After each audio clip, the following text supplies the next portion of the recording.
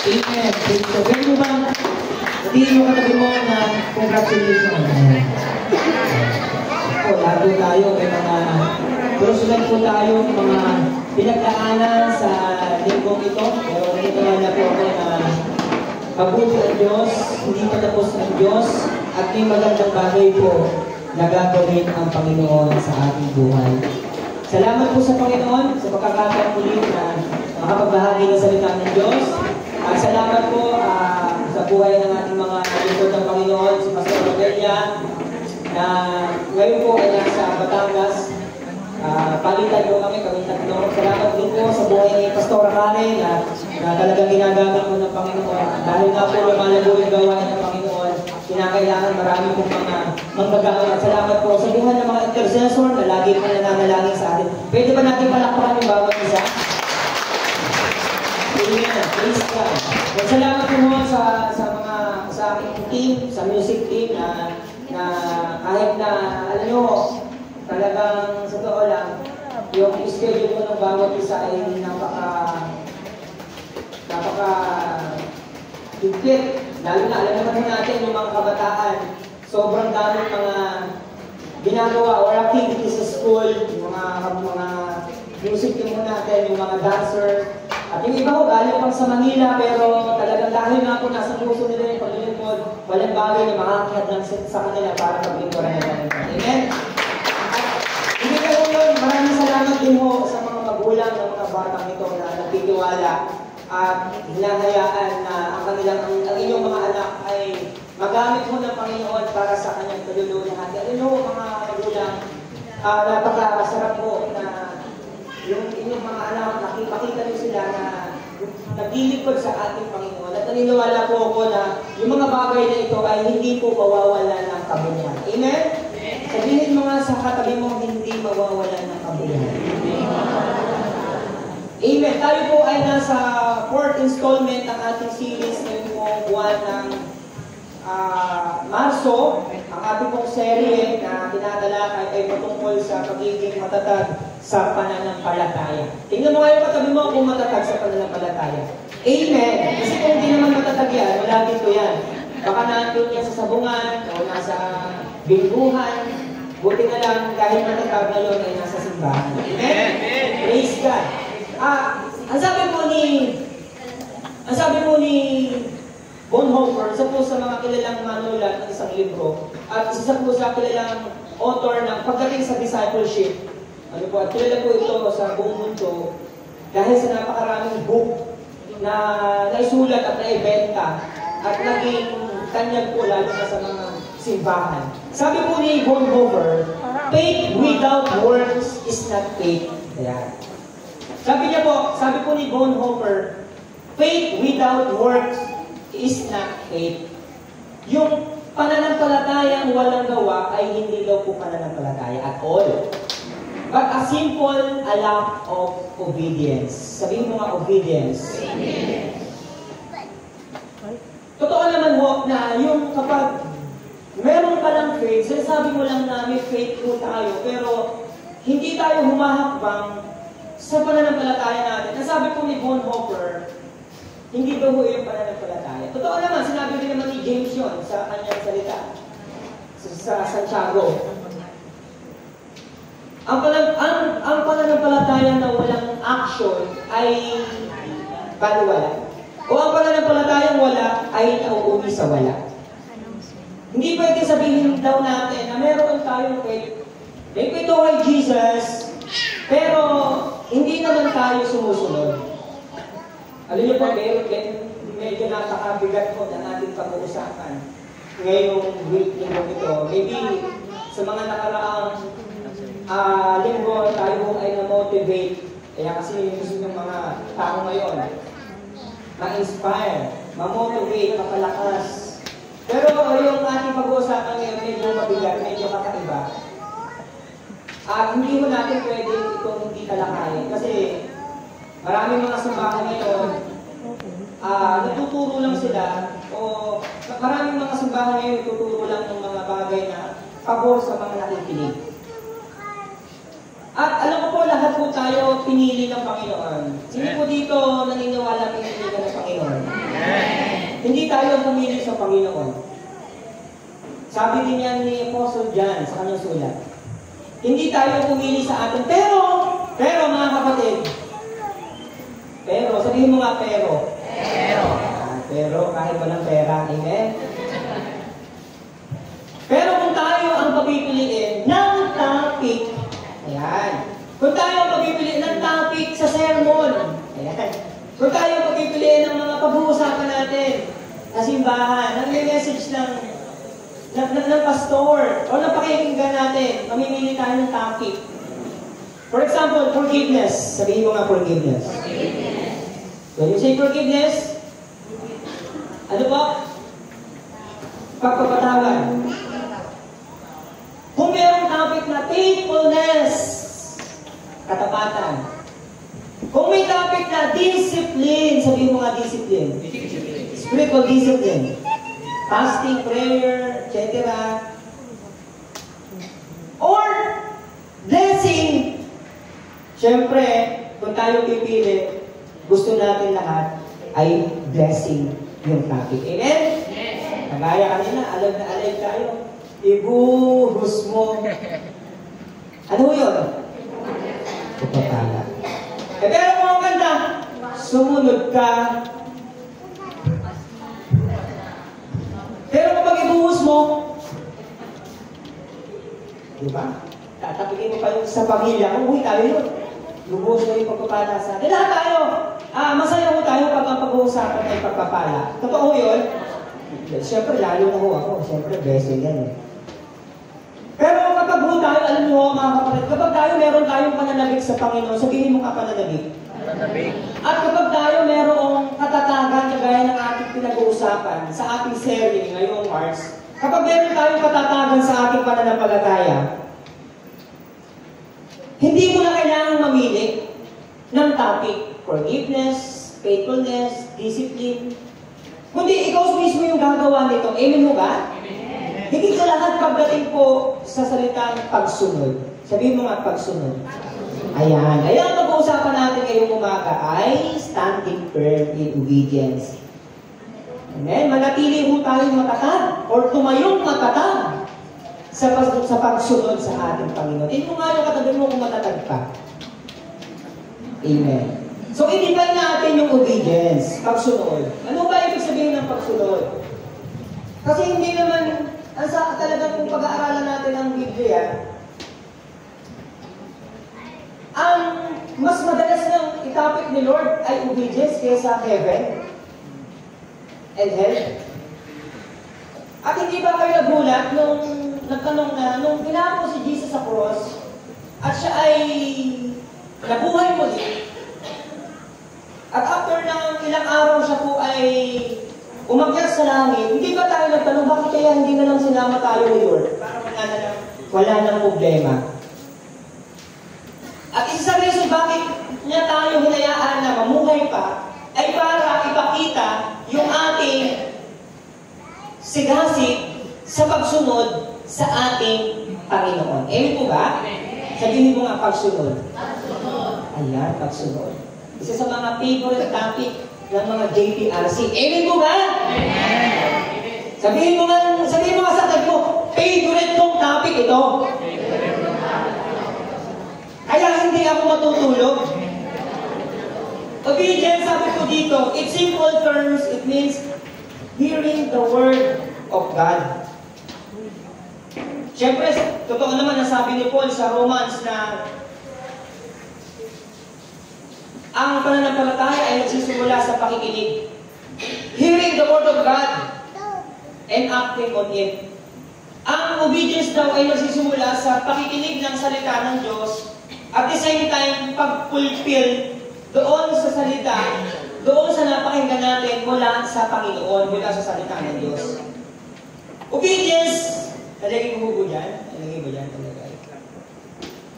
Salamat po kay Brother J.E. na talagang nandyan. Okay? It implies aligning our will to God's will. Ayan. It implies aligning our will to God's will. Sabi po nung isang article na aking binabasa. Doing what God has us to do. He has us to do. Okay? Ito daw po ibig sabihin ng obedience. It is when we completely surrender, sabihin mo nga surrender, to His authority and base our decision and our action in His word. Parang nagtatrabaho sa government na whether the time is favorable, kailangan mong pumasok, kailangan mong sumunod kasi meron kang superior or nagpapasailalim ka sa isang superior. Obedience. Amen? At ang kaligtasan po ay pagpapakita na tayo ay ligtas na. Paano ho natin makikita na tayo po bilang mananampalataya ay confident ho tayo doon sa kaligtasan? Or paano natin malalaman na, o paano tayo makakatiyak na yung katabi natin, or tayo mismo, may katiyakan tayo na tayo ay ligtas na? Kasi nakakalungkot maraming tao pag sinabing kaligtasan, kahit 20 years na mananampalataya, ay hindi pa rin talaga sila tiyak na ligtas. Paano ho natin malalaman?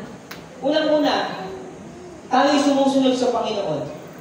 At ang pagsunod sa Panginoon ay pagpapakita na tayo po ay mayroong personal na ugnayan sa ating Diyos kahit na hindi natin siya nakikita. At ang pagsunod ay pagpapakita, syempre, na mahal natin ang Panginoon. Mahal po ba natin ang Panginoon? Amen. Now, pagdating mo sa pagsunod, may tatlong principles na tinuro si Mark. Kailan po ba si Mark? Part 1 ng Gospel, si Matthew, Mark, Luke, and John. Si Mark po ay secretary ni Apostle Peter. At sabi ng Bible scholar, kung background lang mo, yung source ni Matthew, ni Luke, at ni John ay si Mark. Bakit po? Kasi si Apostle Peter, siya yung eyewitness ni Jesus. Siya yung nakakita ng mga himala, ginawa, mga ministry ng ating Panginoon Jesus, ang nakawitness mo ng Apostle Peter, at ang nagsusulat, or ang secretary ni Peter ay si Mark. Mas malapit po yung source kay Mark. At ang pag-aaralan po natin dito po sa Mark chapter 8 verse 34. Tapikin mo nga yung madali mo. Amen. Praise God. Para, siyempre, sobrang lamig, Dito naman, napaka-lamig. 16 pa naman. Okay?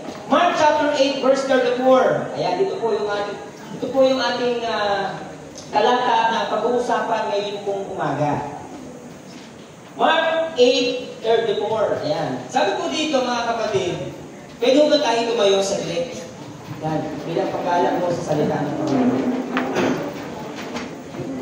Nasabi po sa Mark 8:34, tinawag ni Jesus ang mga tao at ang mga disciples. Tinawag ni Jesus ang mga tao, yung mga tao na hinahayuhan niya, binibisita niya every week. At kasama ni Jesus yung mga manggagawa ng simbahan, yung mga disciple. At sinabi sa kanila, kung gusto niyong sumunod sa akin, sabihin mo nga natin ulit, sumunod? Yan. Kung gusto niyong sumunod sa akin, kailangan niyo munang kalimutan ang sarili niyo. Pasanin ang krus niyo at sumunod kayo sa akin. Ulitin ko ho. Tinawag ni Jesus ang mga tao at ang mga disciples niya, saka sinabi, kung gusto niyong sumunod sa akin, kailangan niyo munang kalimutan ang sarili niyo, pasanin ang krus, at sumunod kayo sa akin. 35, kung gusto niyong iligtas ang buhay niyo, mawawala niyo ito. Pero kung ibibigay niyo ang buhay niyo para sa akin at sa magandang balita, na ililigtas niyo ang buhay niyo. 36. Anong mapapalahan niyo kung makuha niyo nga ang buong mundo, pero mawala naman ang inyong buhay? Siyempre wala. Pinoy version po tayo. Okay lang po sa NBB translation.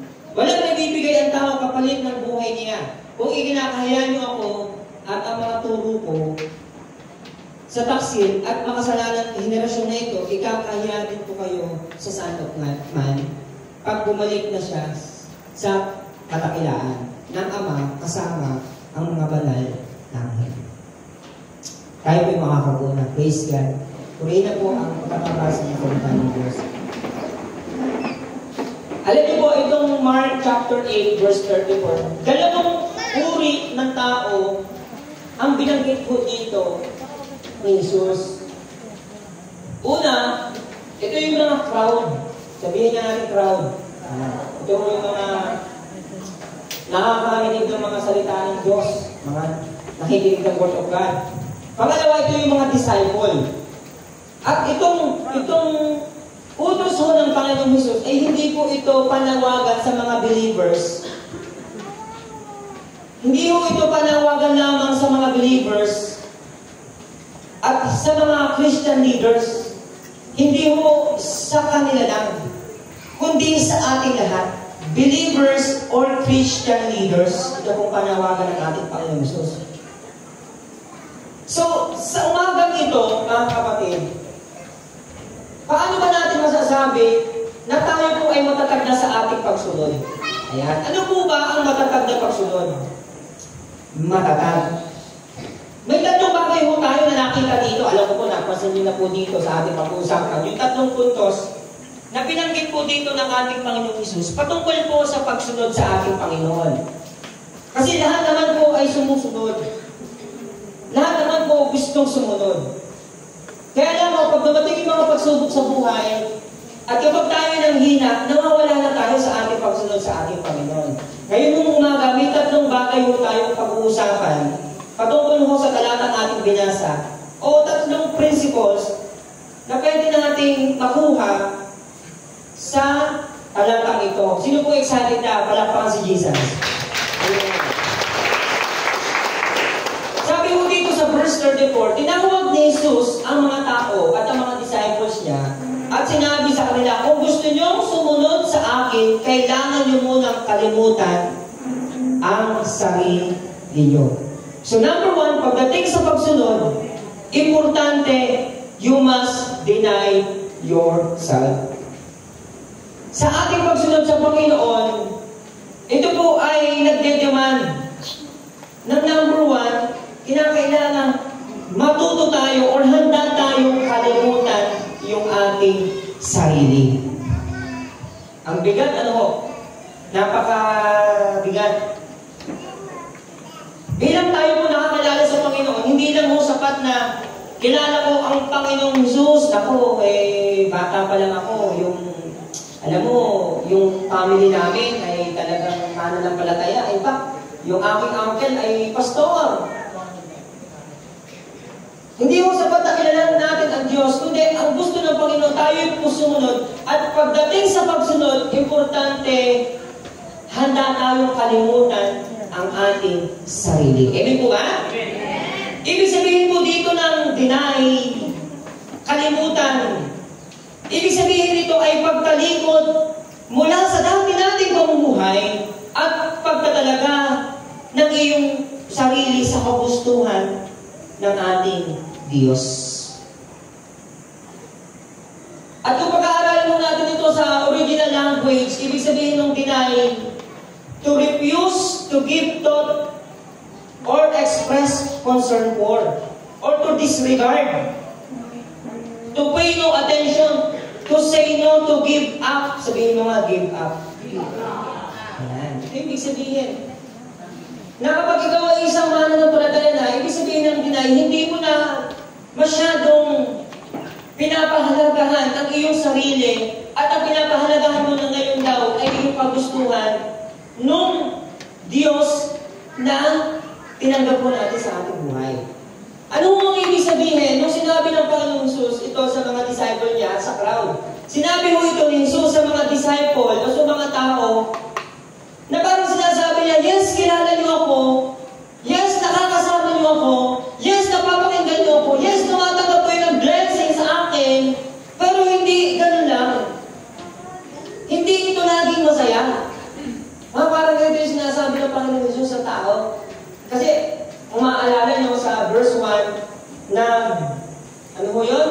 nagpakain si Jesus ng 5,000. Kaya lang, nung siya ay mag-ministry na, pag maglilingkod na, yung mga tao, nawala na. At ang kasama na lang niya, yung mga disciple. Kaya lang sila lumalapit sa Panginoon sa verse 1, dahil doon sa mga blessing, dahil doon sa mga bagay na nakikita nila matatanggap nila kay Jesus kung sila ay makikinig. Pero nung si Jesus ay nag-travel na, kasama na yung mga alagad, na-rapture. Kaya sabi dito, sinasabi ni Jesus sa mga disciple na, yes, kilala niyo ako, makakasama niyo ako, pero hindi ganun lang ang buhay. Hindi laging masaya ang buhay. At sinasabi dito ng Panginoong Jesus, kung gusto niyo sumunod sa akin, dapat handa kang kalimutan ng iyong sariling interes at i-give up yung pansarili nating kagustuhan para sundin yung kagustuhan ng ating Panginoon. Amen po ba? At sabi sa verse 34, tinawag ni Jesus ang mga tao at ang mga disciples niya at saka sinabi sa kanila, kung gusto niyo sumunod sa akin, kailangan niyo muna kalimutan ang sarili niyo, pasanin ang krus niyo at sumunod kayo sa akin. Kalimutan, hindi mo ibig sabihin na kalimutan na natin, literal yung ating pangalan. O hindi mo ito nakakahulugan na kalimutan, pabayaan mo na yung sarili at magmukha ka ng kawawa. Ibig sabihin ng deny, regrets, or pagkalimot ay pagkalimot sa pangmundong kaligayahan at pagbibigay pansin sa gawain may kaugnayan sa Panginoon. Kaya nga ho, napakaganda nung sinabi ni Matthew sa kanyang mga sulat. In Matthew chapter 19, verse 21, sumagot si Jesus, kung ibig mong maging ganap, yung kausap niya yung mayaman, ipagbili mo ang lahat ng iyong ari-arian at ipamahagi sa mahihirap ang pinagbilihan. At magkakaroon ka ng kayamanan sa langit. Pagkatapos, bumalik ka at sumunod sa akin. Ano nangyari? Nawala mo yung mayaman. Dahil hindi niya kayang isurrender sa Panginoon yung bagay na mas mahalaga at nagpapasaya sa Kanya. At minsan sa buhay natin gano'n, Lord, ibibigay ko yung buhay ko sa iyo. Pero Lord, kailangan may boundaries. Lord, kailangan 10% sa iyo, 90% sa akin. Hindi mo ito about money, about sa buhay mo natin. Kailangan, Lord, susunod ako sa iyo, pero Lord, hindi mo pwedeng pakialaman yung relationship ko. Lord, susunod ako sa iyo, pero Lord, hindi mo pwedeng pakialaman yung business ko. Lord, susunod ako sa iyo, pero hindi mo pwedeng pakialaman yung buhay ko. Kaya nga sabi dito ng Panginoon, kung gusto niyong sumunod sa akin, handa kang kalimutan ang inyong sarili. Kaya nga po, sabi ko kanina, Lord, ang bigat dito Baka next week wala na sumimba. Kaya lang, hindi mo pwedeng ganun Minsan, pag ang word ay blessing, express yung blessing. Minsan, pag ang binigay ni Lord na word ay heaven, personal heaven, pero kapag obedience, pretend obedience. At makikita po natin sa buhay ng ating Panginoong Jesus, paano niya dininay yung mga bagay na mahalaga sa Kanya, para lang sa mga bagay na para sa atin, para sa katabi mo. Na ang sarap kayo imagine, napakasarap po ng buhay ng Panginoon sa langit. Amen mo ba? Amen.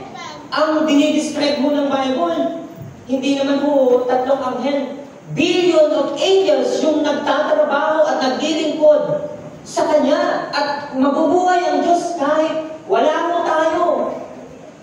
Mabubuhay ang Diyos kahit walang tao. Mabubuhay ang Diyos kahit walang anghel because He is God. He is sovereign. Siya ay makapangyarihan. At mahalaga sa Kanya yung langit. Comfort zone niya yun.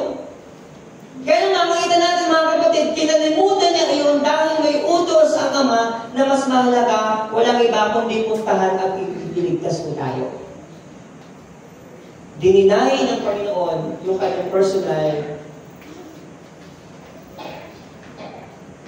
na buhay para lamang sumunod sa ating Ama.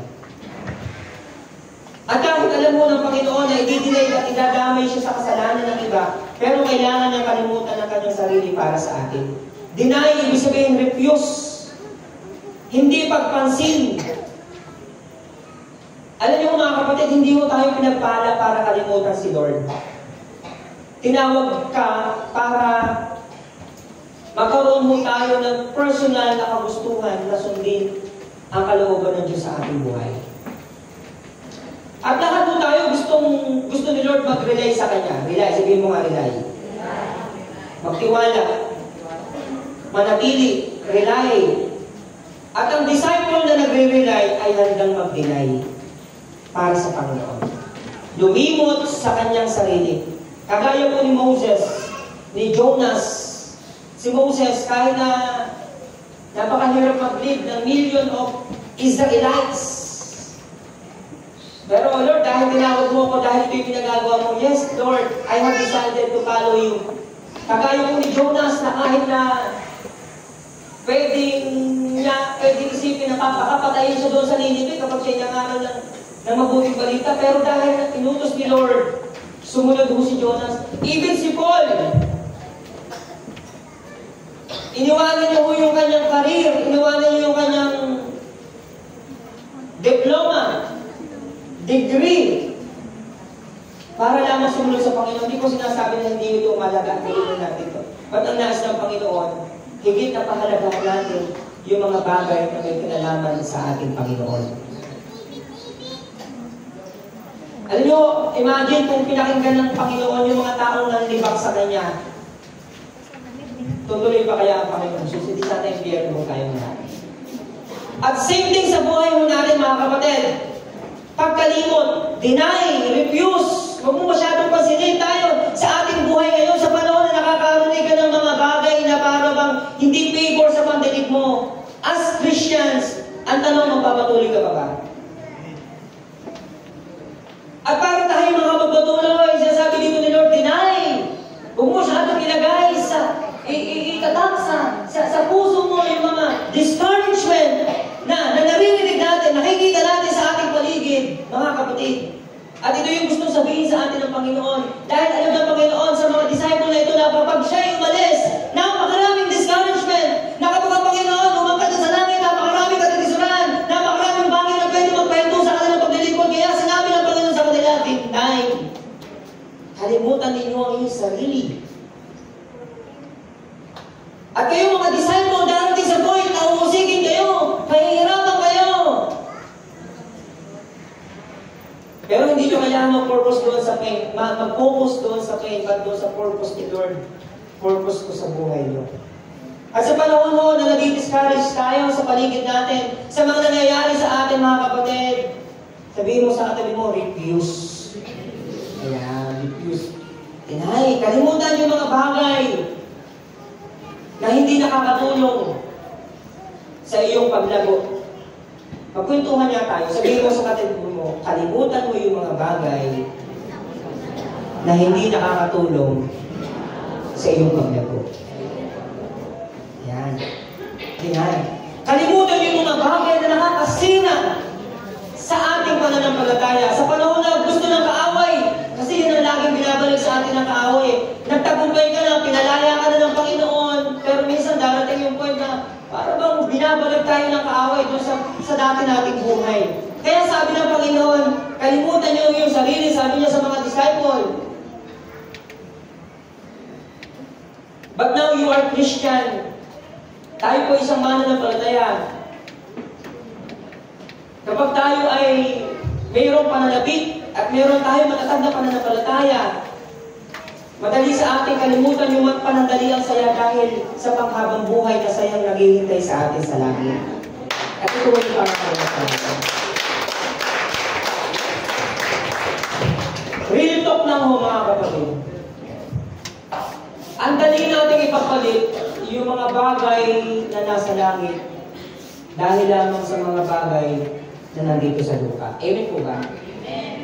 Pero gusto kong sabihin sa iyo mga kapatid, hindi ka lamang panlupa, ikaw ay panlangit. At kung meron ka mga ipapriority sa buhay mo, yung mga bagay na tatagal, at ito yung ating pagsunod sa ating Panginoon.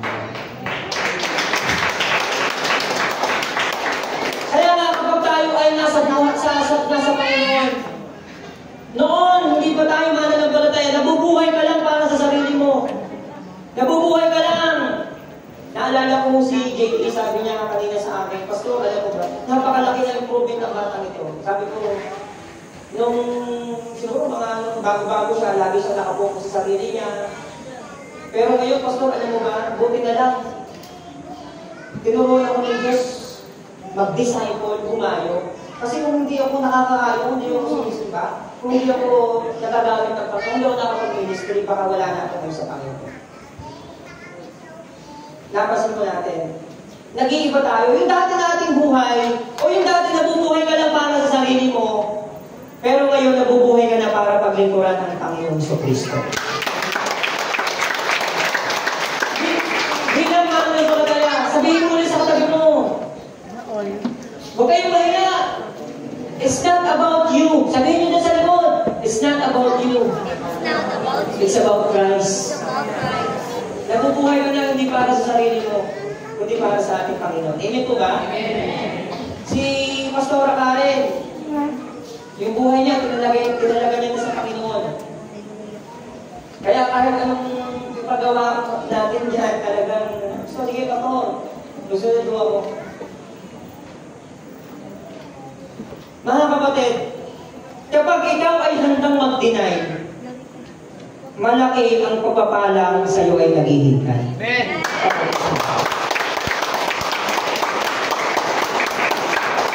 Noong ako ay hindi pa mananampalataya, gusto kong makapagtapos ng pag-aaral para lamang yumaman. Kasi ang hirap ko ng buhay eh. Noong ako hindi pa mananampalataya, ginagamit ko lang ang church para ipag-pray ako. Nung ako ay hindi pa mananampalataya, kasi kailangan ko ng magandang buhay. Kasi mahirap siya, gawa sa island, kailangan may mag-pray. Hindi pala ganun. Hindi pa rin lagi ako, kundi kailangan kapag ikaw ay mananampalataya, yung blessing na naranasan mo sa Panginoon ay kinakailangan ibahagi mo sa iba. Ibig ko ba? Hindi ka na, alam mo yung mga tao na hindi nakapokus sa sarili niya, ano yan, nagagawa ng maging masaya, maging malakas, at maging makontento sa buhay. Ang sabi mo ni Bonhoeffer, to deny oneself is to be aware only of Christ and no more of himself. Yung nagdi-deny daw po, hindi na mahalaga sa iyo yung mga bagay sa mundong ito, kundi ang Panginoon sa Kristo na to see only Him who goes before and no more the road which is too hard for us. Once more, all the self-denial can say is He leads the way, keep close to Him. Hindi na mahalaga sa atin yung mga bagay sa mundong ito, kundi mahalaga na sa atin yung ating relationship sa ating Panginoon. Amen.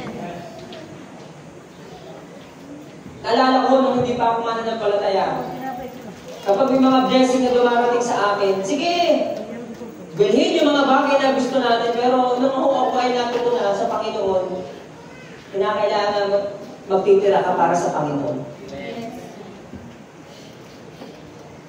Yun po ang sabi ng Panginoon sa mga disciple, if you want to follow me. Kaya mga kapatid, huwag po tayong magtataka. Kung nahihirapan ka dahil sa paglilingkod mo kay Lord, huwag na tayo magtataka, bakit ka nahihirapan? Sumusunod ka naman. Huwag na tayo magtataka, bakit? Nararanasan mo natin yan, may Lord naman tayo, mga kapatid. Ito po ay part ng ating buhay. To deny ourselves, mga kapatid. At ito po yung pagpapakita na ikaw ay tunay na sumusunod sa Panginoon. Deny yourself as Christian, mga kapatid. Anong bagay sa buhay mo natin yung gusto ng Panginoon? Anak, ibigay mo sa akin yan.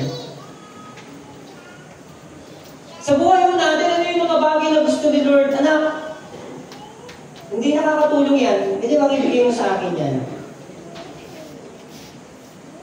Ang sabi po ng Luke chapter 21 verse 17, kapupuutan kayo ng lahat dahil sa pagsunod sa akin. So huwag po kayo magtataka, bakit? Parang ang daming, kung kailan tayo naging Christian, maraming mga against sa atin, maraming mga naiinggit sa atin, maraming nakapakita ng mali natin. Dahil sabi ng Luke 21, sabi ni Luke, kapupuutan kayo ng lahat dahil sa pagsunod sa akin. Luke 6:22, mapalad kayo kung dahil sa inyong pagsunod sa anak ng tao ay kinapuputan kayo at pinagtatabuyan at nilalait ng mga tao at pinagbibintangan kayo ng masama. Mga kapatid, sa umagang ito, huwag kang mahihiya kung ngayon ginagawa naman ay para sa Panginoon. Amen? Amen? Hallelujah.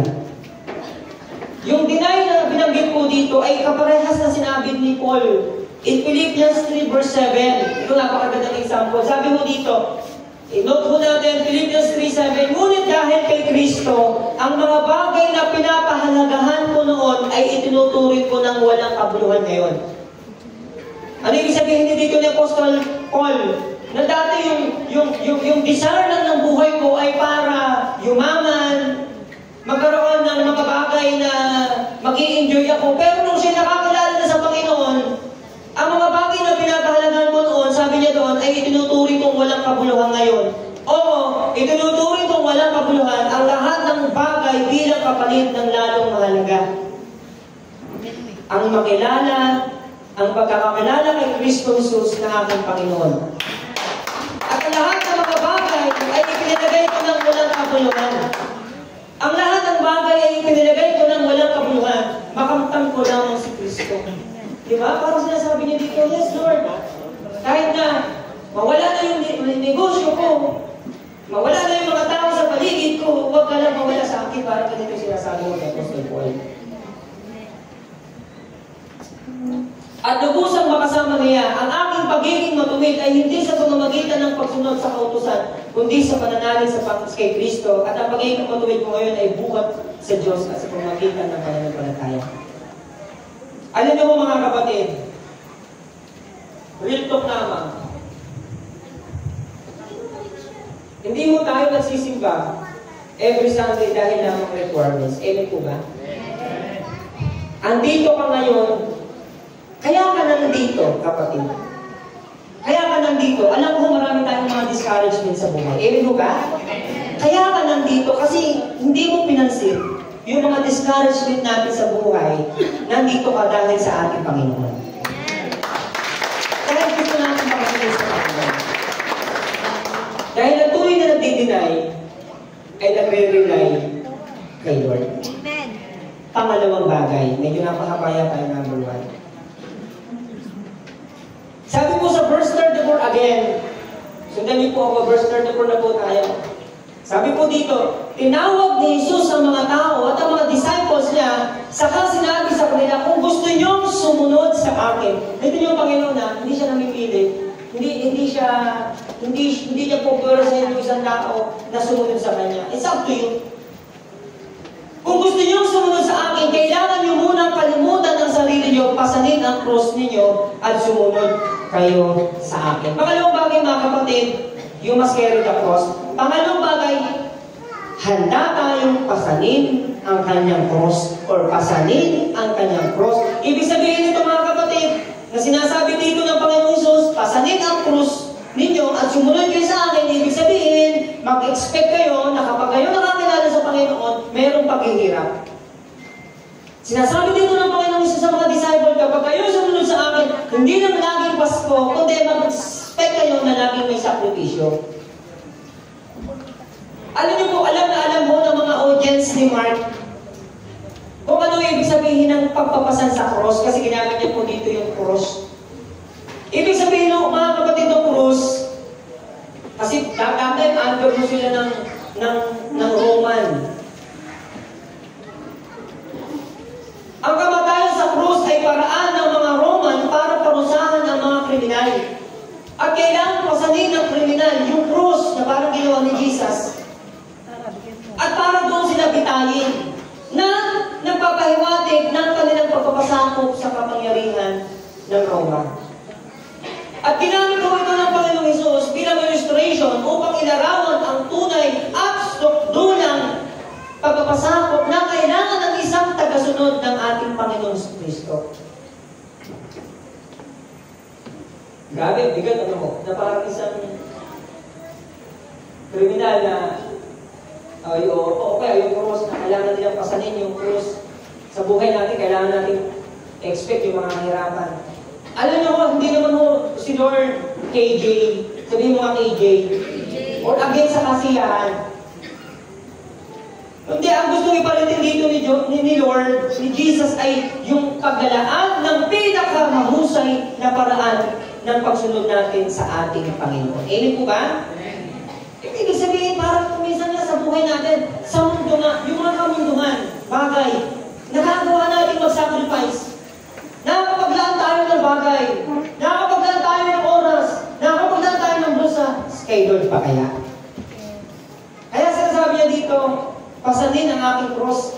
Ang ganda ko nasabi sa Hebrews chapter 5 verse 8. Kahit na siya'y anak ng Diyos, natutunan niya ang tunay na kahulugan ng pagsunod sa pamagitan ng pagtitiis. Dito po tinuturo ni Jesus na tayo po, magkaroon tayo ng matinding pagsisikap upang gawin ang kalooban ng Panginoon kahit wala agad tayong nakikitang gantimpala. Ibig sabihin ng cross, to be prepared, to suffer even unto death, or to take up one cross. Ibig sabihin ng cross, handa ko sumunod, buhay man ang kapalit. At kapag tayo po ay nag-decide na tanggapin ang Panginoon Jesus, dapat decided din tayo na maranasan yung hirap. Hindi para tumbasan si Jesus sa kanyang ginawa, kundi para ipakita na handa tayong sumunod sa Panginoon, na kahit tayo mahirapan at kahit wala tayong makitang resulta sa umpisa. Mga kapatid, what is your cross today? Ano yung mga nagpapahirap sa iyo para makasunod sa Panginoon? Ito yung mga pagsubok sa buhay na kailangan mo magpatuloy kahit marami kang nakikitang mga bagay sa paligid mo. Luke 14:27, and whoever does not bear his cross and come after me cannot be my disciple. Ang bigat na sinabi ng Panginoon Jesus. Ito yung mga bagay na dumarating, yung mga hindi inaasahang bagay na dumarating sa ating buhay. Ito yung mga pagpapagal kahit parang minsan hindi ka naiintindihan nung nasa paligid mo. Ito yung mga problema mo sa marriage, sa financial, sa family, relationship, sa health natin. Na minsan parang natatakot tayo ng kaya na nangyayari. Parang may kakaiba ng nag-overtake na tayo. Pero kailangan tayo po ay lumakad pa rin at sumunod sa kalooban ng ating Panginoon sa kabila ng kahirapan na ating nararanasan sa buhay. That is the meaning of the cross. Ready tayo mag-condemn, execute, mag-sacrifice, may pain sa pagdilingkod kapag tayo sumusunod sa Panginoon. Ito po yung sinasabi dito ng ating Panginoon Jesus. Matthew chapter 10 verse 38, ang hindi pumasan ng kanyang krus at hindi sumunod sa akin ay hindi karapat-dapat sa akin. Sinabi po ng ating Panginoon. What is your cross today, mga kapatid? Ganda po na sinabi ng ating Panginoon. Matthew 11:28, lumapit kayo sa akin, kayo mga napapagal at nahihirapan. Ano po yung sekreto para mapagtagumpayanan yung cross na yun? Come to Jesus. Amen. Lapit tayo sa ating Panginoon. And last, ito po ako magwawakas. Mga kapatid, sa maiksing mensahe ng Panginoon, standing firm in obedience. Maging matatag po tayo sa pagsunod po natin. Manatili tayo sumusunod sa ating Panginoon. Number 1, deny. Matuto tayo kalimutan yung ating sarili. Yung pasariling kagustuhan para sundin yung kagustuhan sa atin ng Panginoon. Pangalawang bagay, pasanin yung cross. At patuloy tayo na manatili sa Panginoon. And number 3, mga kapatid, nasabi po sa number 3, in verse 34, tinawag ni Jesus ang mga tao at mga disciples niya at saka sinabi niya, kung gusto niyong sumunod sa akin, kailangan niyo munang kalimutan ang sarili niyo, pasanin ang krus niyo, at ano pong last, sabi ko dito, sumunod kayo sa akin. Sabay-sabay nga po tayo, sumunod kayo sa akin. You must follow Him. Dapat tayong sumunod sa Panginoon. Tayuan natin yung ating tinanggap na panawagan sa Panginoon. Alam niyo po ba ibig sabihin po ng follow? To be a follower or a disciple. Ibig sabihin ng follow Him. Ito yung mga disciple.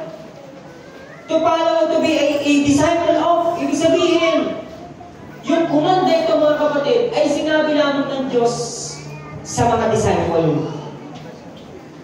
At alam niyo mga kapatid, disciple lamang ang kayang sumunod. Tayo po ba yung disciple ng Panginoon?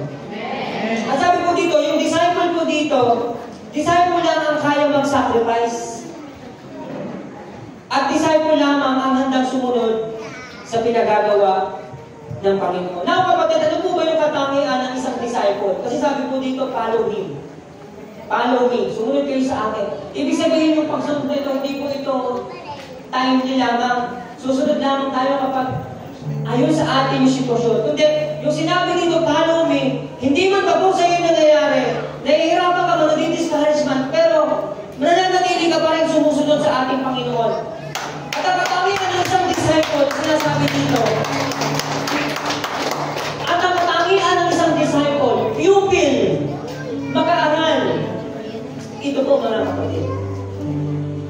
Kung sinasabi natin, tayo ay disciple ng Panginoon, yung sinasabi dito ng Panginoon na disipulo ay hindi ka humihinto sa paglago. Kagaya na ginagawa ko dati ngayon. Hindi ka humihinto. Paano tayo hindi hinto sa paglago? Hindi naman talaga tayo lalago kapag wala ang salita ng Diyos. Kapag wala yung word of God. Hindi ka humihinto at meron kang pananabik at excitement sa iyong puso doon sa teaching ng ating Panginoon Jesus. Kaya nga go and make disciples. Bautismuhan sila at turuan silang sumunod sa akin. At ang katangian ng isang disipulo, kapatid, ng isang disciple, ano relihiyon mo? Born again. Ano relihiyon mo? Catholic. Kahit ano relihiyon natin kapag hindi ka disciple, wala ka uyon sa mata ng Christian. Dapat, ano ka? Disciple ng ating Panginoon. When you say disciple, kahit ang daming discouragement sa buhay mo, ang daming nagpapahinto sa paligid mo, hindi ka pa rin humihinto na maranasan at lumago sa ating Panginoon. At ang katangian ng isang disciple, mga kapatid, hindi tayo nagre-reklamo. Ngayon po ba? Hindi sinabi dito ng mga disciple, ano ba naman yung Panginoon? Ang dami mo naman pinagagawa. Ang katangian mo ng isang disciple ay hindi mo nagre-reklamo. Nagtataka sa akin mga kabataan, Pastor, bakit trabaho mo na lahat? Wala tayong gagawa. Kasi pinagap po yung panawagan sa ating Panginoon. Nagre-reklamo. Mahihirapan, pero hindi magre-reklamo. Ibig po ba? Sabihin mo sa katabi mo, mahihirapan, pero hindi magre-reklamo. At ang katangian ng isang disciple na parang sinabi dito ng Panginoon in Mark chapter 1, na-address lang tayo, ito yung mga disciple na hindi makasarili. Sabihin mo mga makasarili. Kundi mga kapatid, yung katangian ng disciple, alam mo, yung damdamin ng iyong guro, kasi nga disciple, sabihin disciple, meron ng master. Kapag ikaw ay disciple, alam mo, yung damdamin at gusto ng ating Panginoong Kristo. At ang disciple, hindi yung gusto mo yung masusunod, at yung master mo yung masusunod, kundi ang masusunod sa buhay mo ay yung gusto ng master mo. Kasi naniniwala ka, ang nakakabuti sa'yo ay yung gusto ng master mo, yung gusto ng ating Panginoong disciple. Hindi nagreklamo, hindi tayo makasarili. Hindi tayo nakapokus sa sarili natin. Kapag tayo nasaktan, hindi na tayo susunod. Kapag nakita natin yung kailangan sa simbahan, nilipat na naman ako sa kabilang simbahan. Hindi. Yung disciple na nanatili, kahit napakaraming nagpapaluto sa kanyang buhay. That is the character of being disciple ng ating Panginoong Kristo. At take note, disciple lamang ang babalikan ng Panginoon sa kanyang second coming. Amen? Actually, mas yung salitang Christian, konti lang na binanggit, yung word na Christian, konti lang na binanggit sa New Testament. Madalas banggitin, disciple. Sabihin mo nga, disciple. I-claim mo sa sarili mo, disciple ako. Disciple ako. At ang tunay na disciple, hindi ka driven ng takbo ng sanlibutan. Ewan kang awareness. Ang sabi po dito sa Luke chapter 16 verse 13, walang alipin maaaring maglingkod ng sabay sa dalawang Panginoon. Kung talaga ba nito? Mga kapatid, mga Mars,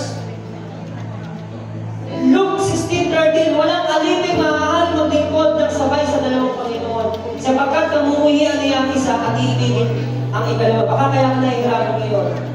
Baka kasi dalawa yung master natin, dapat isa lang. At kapatid, kapag na-discover mo na yung sekreto ng buhay na mayroong kaganapan ay ang pagsunod sa ating Panginoon, yung masasabi mga kapatid, na ito yung pinakamagandang bagay na nangyari sa buhay ko. Yung piliin ako at paglingkuran ko, yung hari ng mga hari. Diyos na mga Diyos. Walang gawin sa Diyos. Again, walang alipin maaaring maglingkod ng sabay sa dalawang Panginoon sapagkat kamumuhian niya ang isa at iibigin ng ikalawa. Paglilingkuran ng tapat ang isa at hahamakin ng ikalawa. Hindi kayo maaaring maglingkod ng sabay sa Diyos at kayamanan. Mga kapatid, follow me, sabi ng Panginoon. Kapag hindi tayo disciple, hindi ka makakasunod sa ating Panginoon. At hindi mo magagawa yung mga bagay na gusto niya. Bakit? Kasi hindi mo alam yung heartbeat ni Jesus. At ang heartbeat ni Jesus, hindi lang manatili sa iyo yung kaligtasan, kundi yung kaligtasan na binigay sa iyo, ibigay mo sa iyo. Ibig mo ba? Starting today, kapatid, kailangan lahat tayo disciple. Ibig mo ba? Maraming discouragement. Maraming mga kahirapang mararanasan. Maybe kayo wala. Pero bukas baka pwede meron. Pero ang isang katangian ng isang disciple, kahit may pagsubok, mananatili sa Panginoon. Magpapatuloy sa Panginoon. Ibig mo ba? At ituloy sa disciple na kapatid, hindi tayo driven ng mga bagay sa mundong ito, kundi driven ka ng mga bagay na panglangit. Ibig mo ba? Hallelujah. Kaya may tumayo sa presensya ng Panginoon.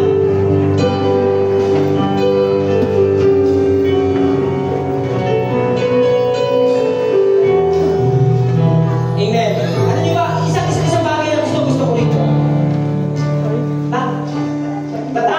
Bakit nahahawa itong mga disciple doon sa pananaw at heartbeat ni Jesus? Isang bagay yung nakita ko. Madalas sila magkasama.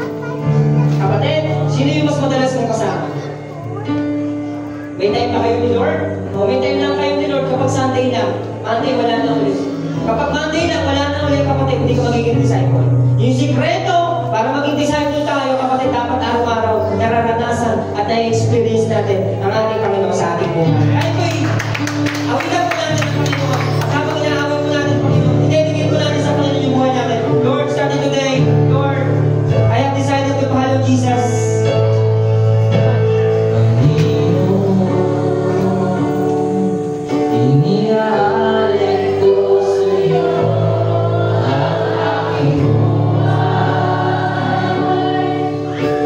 Gamitin mo ito ayon sa nais mo.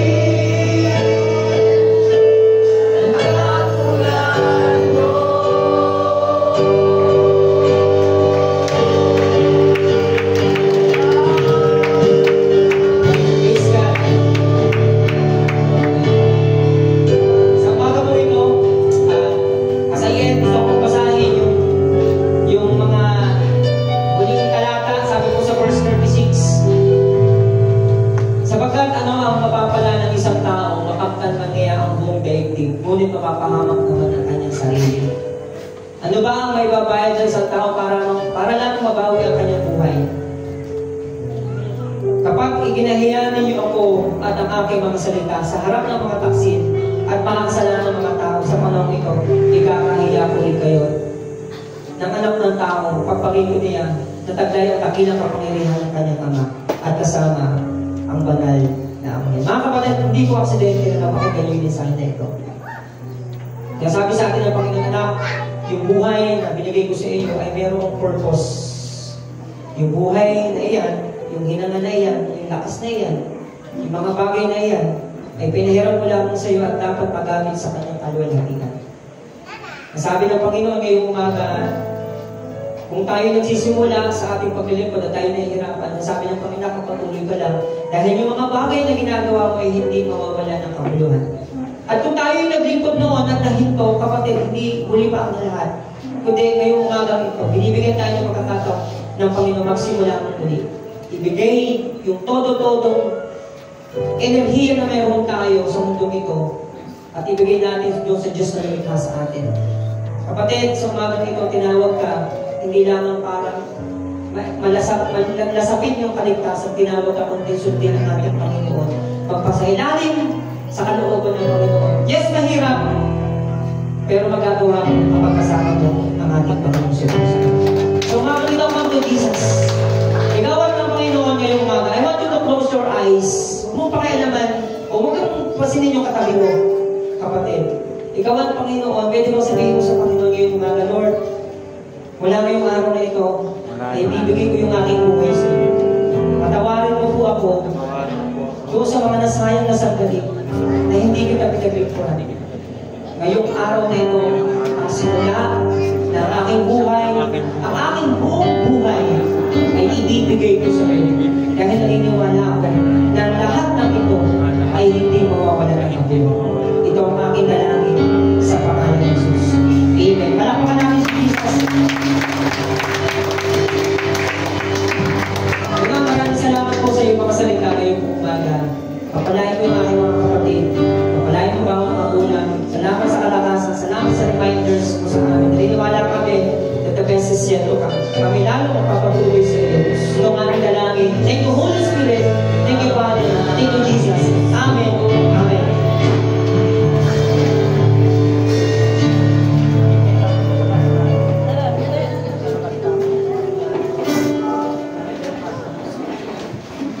Praise God. Ayun, maraming pong salamat sa ating butihing pastor. Yun po, dadako na po tayo sa tithes and offering. Bago po ako mag-pray, samahan niyo po ako basahin ang Lucas 6, chapter 38. Magbigay kayo at bibigyan kayo ng Diyos, hustong takal, siksik-liglig at umaapaw pa ang ibibigay sa inyo, sapagkat ang talakang ginagamit ninyo sa iba ay siya rin gagamitin ng Diyos sa inyo. Amen.